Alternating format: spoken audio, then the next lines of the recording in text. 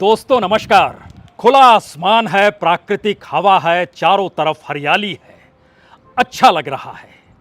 यह स्थिति 2014 में भी थी। इसी तरीके का खुला आसमान था, ऐसी ही हवा बह रही थी और यह स्थिति 2019 में भी थी और संभवतः यह स्थिति 2024 में भी रहेगी।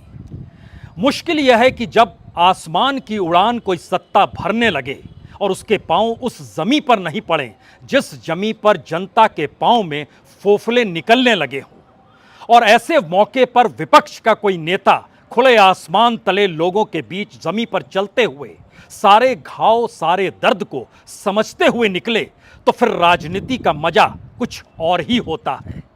और शायद यही वो राजनीति है जिसका आज एक चेहरा बेंगलोर में नजर आया। बेंगलोर के ताज होटल में 26 राजनीतिक दल ये कहते हुए बैठे कि हम इंडिया हैं, हम ही भारत हैं, और भारत के नाम पर या इंडिया के नाम पर जिस नए पार्टी का नाम दिया गया, जिस नए संगठन का नाम दिया गया, उसका मतलब बहुत साफ है कि Indian national developmental inclusive alliance, यही है इंडिया। इस नाम को सुनते ही दिल्ली में हड़कंप मच गया और लगा ऐसे कि जैसे बीजेपी को सांप सूंघ गया। और दिल्ली में आज ही के दिन जब बेंगलोर में बैठक खत्म हुई, उसके चंद मिनटों के बाद दिल्ली के अशोका होटल में, जो प्रधानमंत्री के निवास से चंद फरलांग की दूरी पर है, वहां पर 38 राजनीतिक दलों को यह सोचकर बुलाया गया कि सभी एकजुट हो जाएंगे तो फिर 26 राजनीतिक दलों की बैठक क्या मायने रखेगी। लेकिन जब नाम निकलकर यह आया कि उस संगठन ने अपना नाम इंडिया रख लिया है, तो फिर जो खलबली मची उस बात को लेकर खलबली थी, क्या अब एनडीए का नाम बदलकर भारत तो नहीं कर लिया जाए, और क्या नाम के आसरे कोई राजनीतिक सत्ता दोबारा सत्ता में आ सकती है, यह भी सवाल था। जिक्र दिल्ली का बाद में होगा, पहले बेंगलोर का जिक्र इसलिए जरूरी है क्योंकि पहली बार राहुल गांधी और उनकी कांग्रेस के भीतर एक संयम दिखाई दिया, एक संवाद की स्थिति नजर आई। सत्ता को लेकर कोई बहुत चाहत नजर नहीं आई, लेकिन इस देश के भीतर की परिस्थितियों को लेकर उनके चेहरे पर गुस्सा और दुख था। और शायद इसीलिए राहुल गांधी ने ही इस संगठन का नाम इंडिया प्रपोजल दिया, जिस पर सभी की सहमति हो गई। दूसरी बात थी, जो बात निकल कर आ रही थी कि अगर सहमति बन जाए तो इस देश के गांव-गांव में, शहर-शहर में और तमाम राज्यों में जो रैलियां होंगी, जो सभा होगी, उसमें सभी की भागीदारी एक बराबर होगी। और यह जानना होगा कि जो विपक्ष बेंगलोर में बैठा हुआ है, उसके पास 10 राज्यों की सत्ता है और एक दिल्ली केंद्र शासित, यहां पर भी आम आदमी पार्टी की सत्ता है, यानी 11 राज्य इनके पास हैं। दूसरी तरफ बीजेपी अपने तौर पर जो भी दावा करे, उसके पास कुल जमा जोड़ 6 राज्य बड़े हैं, 4 राज्य नॉर्थ ईस्ट के हैं, और नॉर्थ ईस्ट के ही 4 राज्य जो दूसरे गठबंधन के पास हैं, वह साथ में एनडीए के जुड़े हैं। लेकिन यह पहली बार था कि राहुल गांधी ने खुले तौर पर और कांग्रेस ने सहमति जताते हुए कहा कि प्रधानमंत्री की दौड़ कोई मायने नहीं रखती है। सवाल इस देश का है, लोकतंत्र का है, धर्मनिरपेक्षता का है, सामाजिक न्याय का है। और शायद इसीलिए सिलसिलेवार तरीके से किसी व्यक्ति विशेष को लेकर इस पूरे गठबंधन की नजर उस पर ना चली जाए, यानी अगर घोषित कर दिया गया कि यह प्रधानमंत्री का उम्मीदवार है, तो हर कोई उसी दृष्टि से झटके में मोदी और उस शख्स को तौलने लगेगा, मुद्दे गायब हो जाएंगे। अगर किसी संयोजक का नाम सामने रख दिया गया कि इस गठबंधन के संयोजक ये हैं, तो फिर उनके इर्द गिर्द पूरी राजनीति घुमड़ने लगेगी। तो क्यों नहीं ऐसा किया जाए कि समन्वय कमेटी एक बनाई जाए और उसमें 1-2 नहीं 11 सदस्य रहे, जो एक लिहाज से इस देश के तमाम बड़े राजनीतिक दलों के नुमाइंदों की मौजूदगी हो इसमें। यानी कॉमन सिविल कोड के तौर पर बीजेपी अपने तौर पर कॉमन शब्द का जो इस्तेमाल करती है, उसको बिल्कुल नए शक्ल में राजनीतिक तौर पर सबको समन्वय के साथ जोड़ते हुए एक साथ आगे बढ़ने का मतलब क्या होता है और सबकी सहमति क्या होती है, इस दिशा में दूसरी मोहर लगी। तीसरी परिस्थिति पहली बार थी कि एक हेडक्वार्टर बनना चाहिए। ये हेडक्वार्टर दिल्ली में बने, जहां से चुनाव प्रचार के तौर तरीके निर्धारित हों और 11 समन्वय समिति जो सदस्य होंगे वो तय करें कि कैसे कैसे किन किन राज्यों में चुनाव प्रचार की दिशा में बढ़ना है और मैसेज ये खुले तौर पर इस देश के सामने जाए कि समूचा विपक्ष एकजुट होकर इंडिया बन चुका है। यानी इंडिया का मतलब वही है, Indian national developmental inclusive alliance. और इसके आश्रय ये सवाल अब नहीं रहना चाहिए कि 2024 किसी पॉलिटिकल पार्टी के अस्तित्व का सवाल है या उनके सर्वाइवल का सवाल है। ये सवाल इस देश का है। इसीलिए 4-5 प्रस्ताव जिस पर चर्चा शुरू हुई उसमें बहुत साफ तौर पर था और माना गया कि इस देश में लोकतंत्र, धर्मनिरपेक्षता और सामाजिक न्याय के दायरे को वैचारिक तौर पर देश के सामने रखना है। इस देश की जो जरूरतें हैं, चाहे वो महंगाई, चाहे बेरोजगारी, चाहे इस देश के तमाम संस्थानों को खत्म करके राजनीतिक हथियार के तौर पर जो मोदी सत्ता बना रही है, इस्तेमाल कर रही है, उसको लोगों के सामने परोसना है, बताना है। क्योंकि अगर ये सारी चीजें ना होती तो ये देश प्रोग्रेस के आगे बढ़ चुका होता, यानी मुश्किल हालात देश के लोगों के सामने होते नहीं। तीसरी परिस्थिति थी कि जिस ज्वाइंट स्टेटमेंट का जिक्र था उसके जरिए एक सहमति तौर पर एक पत्र कमोवेश हर रैली और हर सभा के बाद सामने आना चाहिए। यानी मैसेज हर जगह यह रहना चाहिए कि दरअसल यह एक संयुक्त तौर पर काम कर रहे हैं। मसला सिर्फ यह नहीं है कि यह 26 राजनीतिक दल एक साथ मिले हैं। और बार बार बीजेपी या एनडीए इस बात को लेकर अगर अटैक करेगी कि देखिए केरल में कांग्रेस और लेफ्ट लड़ रहा है, बंगाल के भीतर लेफ्ट भी है, कांग्रेस भी है, ममता बनर्जी भी है, दिल्ली के भीतर आम आदमी पार्टी भी है और कांग्रेस भी खड़ी हुई है, पंजाब के भीतर भी यही हालात है। इससे भटकने की जरूरत इसलिए नहीं है क्योंकि पहली बार मुद्दा इस देश के भीतर में इस देश का ही है और इस देश को संभालने वालों ने इस देश की ऐसी परिस्थिति बना दी है जिसके सामने आम आदमी बेबस हो गया है। तो क्यों नहीं एक साथ सब मिलें? और राहुल गांधी ने खुले तौर पर कहा हमें कुछ नहीं चाहिए, क्या होगा नहीं होगा ये चुनाव के बाद देखा जाएगा। अभी तो यह देखने की जरूरत है कि हम किसी भी हालत में इन मुद्दों को जनता तक पहुंचा पाते हैं या नहीं, हम इन मुद्दों के आश्रय अपनी एकजुटता को बतला पाते हैं या नहीं। और इसके जरिए अगर मैसेज जनता तक पहुंच जाता है तो जनता ही चुनाव लड़ने की दिशा में खुद खड़ी हो जाएगी। तब वहां सवाल किसी पार्टी, किसी गठबंधन का नहीं रहेगा, सीधे तौर पर मौजूदा राजनीतिक सत्ता की नीतियां होंगी, उनके कार्यक्रम होंगे, उनके द्वारा लिए गए फैसले होंगे और दूसरी तरफ जनता तय करेगी कि उनके सामने कौन सी मुश्किल, कौन सी परेशानी है, क्योंकि हम तो उन्हीं मुद्दों के आश्रय चीज़ों को उठा रहे हैं। ध्यान दीजिए, इससे पहले कांग्रेस कई बातों को लेकर अडिग रहती थी।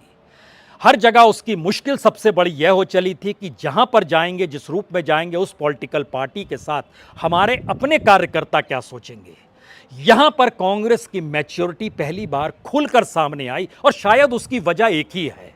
इस दौर में राहुल गांधी जो देश के भीतर अलग अलग जगह घूम रहे हैं, समझ रहे हैं, कांग्रेस के भीतर उनकी मान्यता बढ़ी, देश के भीतर उनको लेकर समझ व्यापक हुई और तमाम राजनीतिक दलों ने इस दौर में हिमाचल और कर्नाटक के चुनाव परिणामों को जो देखा तो राजनीतिक तौर पर उनको समझ में आ गया कि कांग्रेस के बगैर वह अपने पांव पर खड़े हो नहीं सकते हैं। तो 2024 का जो बिगुल बजा उसमें पहला संदेश यही है, विपक्ष के भीतर किसी भी तरीके का आमने सामने टकराव की परिस्थिति नहीं होनी चाहिए। इसी को लेकर पूरी समन्वय कमेटी काम करेगी, इसी को लेकर प्रचार तौर पे काम करेगा। अब यहां पर यह समझने की जरूरत ज्यादा है कि दरअसल कांग्रेस के पास 4 राज्य हैं, राजस्थान, छत्तीसगढ़, हिमाचल प्रदेश और कर्नाटक।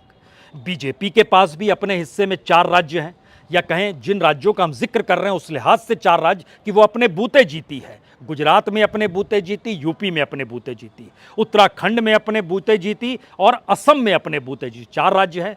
मध्य प्रदेश में जोड़ तोड़ की सरकार है, महाराष्ट्र में जोड़ तोड़ की सरकार है। इसके अलावे कहाँ है वो देश में? वह अरुणाचल में है, मणिपुर में है, त्रिपुरा में है, गोवा में है, छोटे राज्य। और उनके साथ जो 4 और गठबंधन आए हैं उनके पास सिक्किम है, मेघालय है, नागालैंड है, मिजोरम है। लेकिन दूसरी तरफ बेंगलोर में जो बैठे हुए थे कांग्रेस के 4 शासित राज्यों के अलावे ममता बनर्जी के पास पश्चिम बंगाल है, हेमंत सोरेन के पास झारखंड है, स्टालिन के पास तमिलनाडु है, सीपीएम के पास केरल है, आम आदमी पार्टी के पास पंजाब और दिल्ली है, जनता दल यूनाइटेड और आरजेडी के पास बिहार है। बड़े राज्यों की तुलना में और वोट और सीटों के समीकरण के दायरे में जब आप तुलना करना शुरू कीजिएगा, एक तरफ इंडिया और दूसरी तरफ एनडीए, तो बड़ा व्यापक परिप्रेक्ष्य आपके सामने इंडिया का नज़र इस दौर में आने लगेगा। और शायद इसीलिए इंडिया का नाम भी दिया गया, क्योंकि बीजेपी इस देश में किसी भी मुद्दे को दो ही स्थितियों में ले जाती है। एक तरफ देशभक्ति या राष्ट्रीय सुरक्षा का मुद्दा होता है, या दूसरी तरफ हिंदुत्व का राग होता है।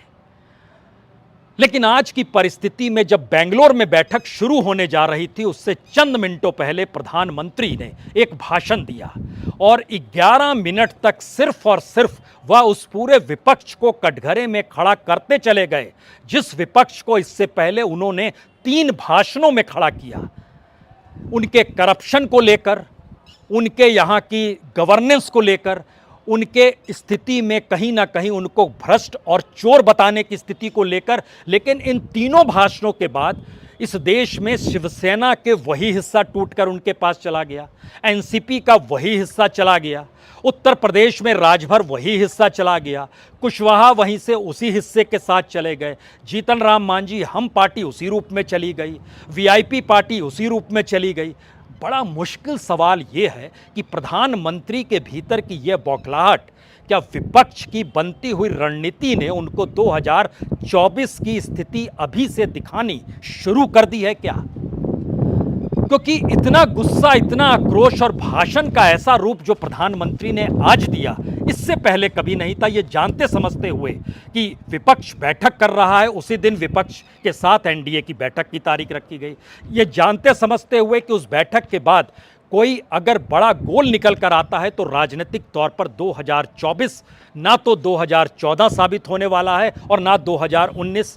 तो एक आखिरी लड़ाई लड़ते हुए प्रधानमंत्री मोदी आज अपने भाषण में दिखाई दिए, और यही आखिरी लड़ाई अपने तौर पर आप कह सकते हैं कि एनडीए की बैठक में भी हो सकता है कि वो वहां पर भी नजर आए। अब इसके बाद का सवाल है कि अगर ताकत के लिहाज से और राजनीतिक तौर पर अगर विपक्ष मजबूत आ रहा है, क्योंकि 10 राज्य राजस्थान, छत्तीसगढ़, हिमाचल, कर्नाटक 4, पश्चिम बंगाल 5, झारखंड 6, तमिलनाडु 7, केरल 8, पंजाब 9, बिहार 10 और 1 केंद्र शासित राज्य दिल्ली, इतनी बड़ी जगहों पर अगर विपक्ष की मौजूदगी है और अब जो प्लानिंग हो रही है कि राज्यवार, जिलेवार और पंचायत के लिहाज से किस तरीके से चुनाव प्रचार प्रसार इस देश के भीतर करना है, तो यह खतरे की घंटी नहीं है, बल्कि राजनीतिक तौर पर गणित यानी मैथमेटिक्स और केमिस्ट्री यानी जो तालमेल होना चाहिए, दोनों परिस्थिति पहली बार उस बीजेपी के सामने जाकर खड़ी हुई है जो 303 सीटों के जीत के साथ पार्लियामेंट में मौजूद है, और जो अपने तौर पर इस बात को लेकर घबरा रही है कि अगर पार्लियामेंट के भीतर उसकी सत्ता जिस दिन नहीं रहेगी उस दिन क्या होगा। तो उस दिन का खौफ क्या अभी से शुरू हो गया? ये चुनावी नोटिफिकेशन नहीं है, लेकिन चुनावी बिगुल जरूर है, और इस बात का जिक्र आज इसलिए भी करने की जरूरत है क्योंकि बीजेपी ने हड़बड़ाहट में कैसे कैसे राजनीतिक दलों को आमंत्रण दे दिया कि आप एनडीए में शामिल हो जाइए। इलेक्शन कमीशन ने कई पॉलिटिकल पार्टीज को अभी रिकॉग्नाइज नहीं किया है, लेकिन एनडीए की तरफ से कहा गया, यानी जेपी नड्डा जो बीजेपी के अध्यक्ष है, वो घूम रहे थे, तमाम लोगों को निमंत्रण दे रहे थे, संख्या ज़्यादा होनी चाहिए, परसेप्शन टूटना चाहिए कि विपक्ष की संख्या 26 तो हमारी 38। एक क्षण के लिए जरा कोशिश कीजिएगा, हम जो नाम 13 पॉलिटिकल पार्टी का उसमें पढ़ने जा रहे हैं, उनके एक भी सदस्य ना राज्यसभा में है ना लोकसभा में है। हो सकता है उसमें से कई पॉलिटिकल पार्टी अभी रिकॉग्नाइज्ड भी ना हो, लेकिन बावजूद इसके उनको निमंत्रण देकर बीजेपी के अध्यक्ष जब खुले तौर पर कहते हैं और अपने तौर पर प्रधानमंत्री मोदी भी 38 दलों का जब राग अपनाते हैं, तो जरा नाम सुनिए। जननायक जनता पार्टी, IMKMK, ये तमिलनाडु की पार्टी है, इंडिया मक्कल कलवी मुनेत्र कड़गम, RPI, इसके भी राज्यसभा और लोकसभा में कोई नहीं है। अठवले हैं, अठवले के जरिए चीज़ों को, बोडो पीपुल्स पार्टी नहीं है कोई, indigenous peoples front of Tripura, Tamil Maanila Congress, Assam Gana Parishad संयोग से इसके भी कोई सदस्य नहीं है। महाराष्ट्रवादी गोमांतक पार्टी इनके भी नहीं है। पत्ताली मक्कल कच्छी, जनसेना पवन कल्याण पार्टी जो कि आंध्र प्रदेश और तेलंगाना में सक्रिय है। ऑल इंडिया एनआर कांग्रेस जो पुडुचेरी की है। शिरोमणि अकाली दल संयुक्त जो ढींढसा है। यूनाइटेड पीपुल्स पार्टी लिबरल, इसकी भी मौजूदगी है। यानी ध्यान दीजिए तो जिन राजनीतिक दलों को निमंत्रण दिया गया, अगर इसमें राज्यवार परिस्थिति पलटे तो एक बीजेपी के पास राज्यों में सत्ता है और दूसरे 4 ऐसे छत्रप हैं जो कि नॉर्थ ईस्ट के 4 राज्यों को रिप्रेजेंट करते हैं और जहां के विधानसभा की, लोकसभा की कुल सीटें 4 ही आती हैं। तो क्या ऐसी राजनीतिक परिस्थिति में बीजेपी फंस चुकी है या प्रधानमंत्री मोदी फंस चुके हैं, जहां पर अब उनको लगने लगा है कि क्या वाकई विपक्ष की एकजुटता अगर 1 to 1 की स्थिति में आ गई तो मैथमेटिक्स और केमिस्ट्री दोनों डगमगा जाएगा और अपने बूते और अपने चेहरे के बूते जिस दिशा में वो बढ़ना चाहते थे वह मिथ 2024 में कहीं टूट तो नहीं जाएगा। दोबारा लौटिए बेंगलोर के ताज होटल में, जहां पर हर राजनीतिक दल, खास तौर से 4 नाम हम यहां पर जिक्र करना चाहते हैं। एक नाम ममता बनर्जी का है, दूसरा नाम केजरीवाल का है, तीसरा नाम अखिलेश यादव का है। यह 3 नाम ऐसे हैं जिनकी राजनीतिक जमीन अगर कांग्रेस के साथ खड़े होते हैं तो मुश्किल और कांग्रेस का अब विरोध करते हैं तो मुश्किल, और अगर संयुक्त रूप से चुनाव लड़ते हैं तो फिर आने वाले वक्त में अपनी पॉलिटिकल पार्टी को लेकर कैसे कदम बढ़ाएंगे, इसको लेकर भी एक बड़ी बहस हो सकती है। लेकिन बावजूद इसके जो सहमति बनी उसमें अखिलेश यादव हो या केजरीवाल हो या ममता बनर्जी हो, जिन बातों को उठाया गया वह खुले तौर पर इस देश के भीतर राजनीतिक दलों के अस्तित्व से ज़्यादा उस राजनीतिक जमीन का जिक्र था जिस पे खड़े होकर ये सारे लोग राजनीति करते हैं। और सभी ने माना अगर मौजूदा स्थिति आने वाले वक्त में अगले 5 बरस तक बरकरार रही तो स्थितियां कितनी नाजुक होंगी और हो सकता है ऐसी परिस्थिति आ जाए कि उसके बाद इस देश की तमाम जांच एजेंसियां किसी भी छत्रप को, किसी भी पॉलिटिकल पार्टी के नेता को या उससे जुड़े हुए किसी भी व्यक्ति को अपने घर से निकलने तक ना दे। आज ही तमिलनाडु में छापे पड़ रहे थे, आज ही छत्तीसगढ़ में छापे पड़ रहे थे, जब ये बैठक हो रही थी वहां छापे पड़ रहे थे। करप्शन को लेकर सरकार की गूंज और ईडी जो कि कानूनी तौर पर काम करता है उसकी फाइल में कौन कौन बंद हो गया और किस किस को खुले तौर पर छोड़ दिया गया, अगर यह भी लिखना शुरू कीजिएगा तो दर्जन भर नाम आपके जहन में तुरंत आ जाएंगे। एनसीपी से जुड़े हुए 5 नेता, टीआरएस से जुड़े हुए 4 नेता, शिवसेना से जुड़े हुए 7 नेता, उत्तर प्रदेश और बिहार के छत्रपों से जुड़े हुए जो कि एनडीए में शामिल हुए उनसे जुड़े हुए उनके मामले लगभग 3 नेताओं पर।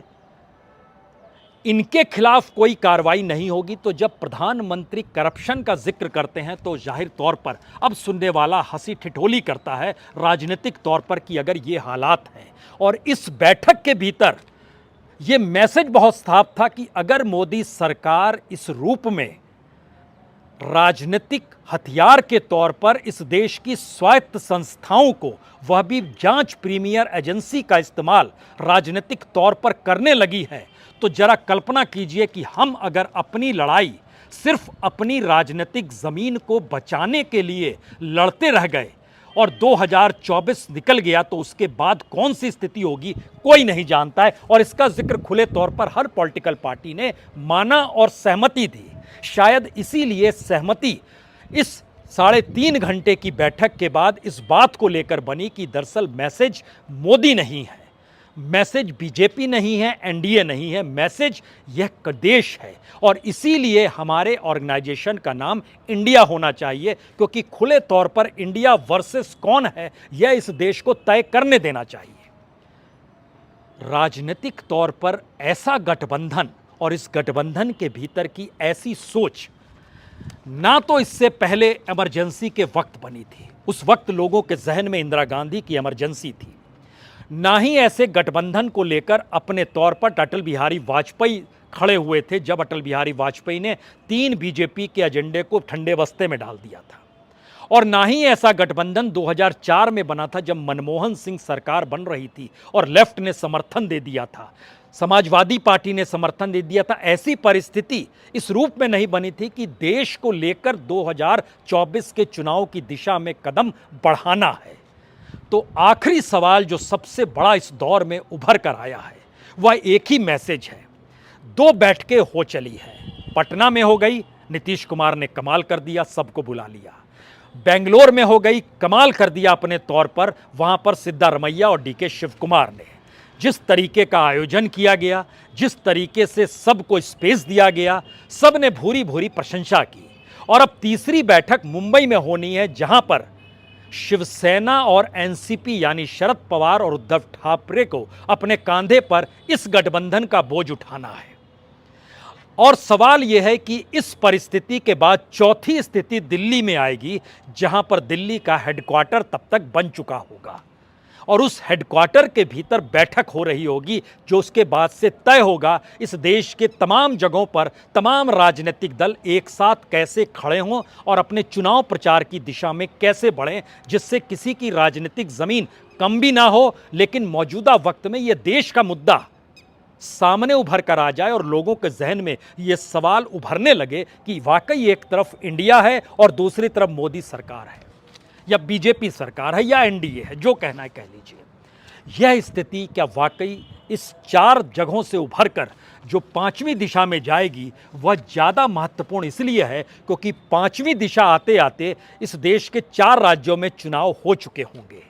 छत्तीसगढ़, राजस्थान, मध्य प्रदेश और तेलंगाना, इन तमाम जगहों पर कांग्रेस को इस बात का एहसास हो चला है और शायद बीजेपी को भी हो चला है कि जब राजनीतिक तौर पर राजनीतिक जीत के लिए यह गठबंधन बन रहा है तो किसी भी तरीके का राजनीतिक समझौता और राजनीतिक अंतर्विरोध, दोनों परिस्थितियों के बीच में अब पूरा विपक्ष चलेगा। यानी विपक्ष की कोई राजनीतिक दल इस बीच में कांग्रेस को इन 4 राज्यों में रोकने के लिए या वोट बांटने के लिए खड़ी होती हुई नजर नहीं आएगी।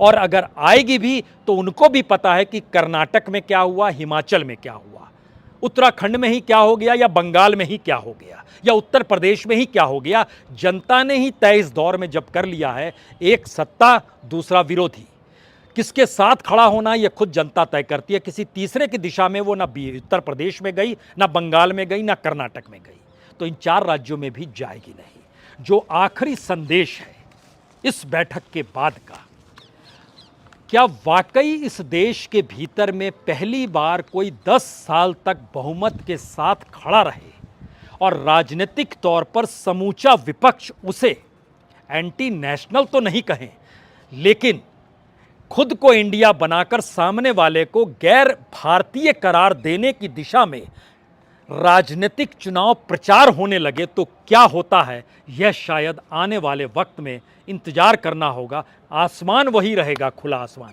हवा ऐसे ही चलेगी, हरियाली भी वैसे ही रहेगी, लेकिन जो उड़ान भर रहे हैं वो जमीन पर आएंगे। जो जमीन पर हैं अब वो आसमान पर उड़ेंगे तो भी जमीन को छोड़ेंगे नहीं। यह मैसेज शायद भारत जोड़ो यात्रा के बाद राहुल गांधी को समझ में आ गया और यह समझ कांग्रेस के भीतर समा गई और कांग्रेस के साथ खड़े वोटरों ने शायद विपक्ष को यह मैसेज दे दिया कि अब अगर बिखरे और अब अगर एक दूसरे के खिलाफ हुए तो फिर आने वाले वक्त में आपको बख्शा नहीं जाएगा। ये मैसेज जनता के भीतर से भी उभरेगा, सिर्फ आप इंतजार कीजिए। बहुत बहुत शुक्रिया, बहुत बहुत शुक्रिया।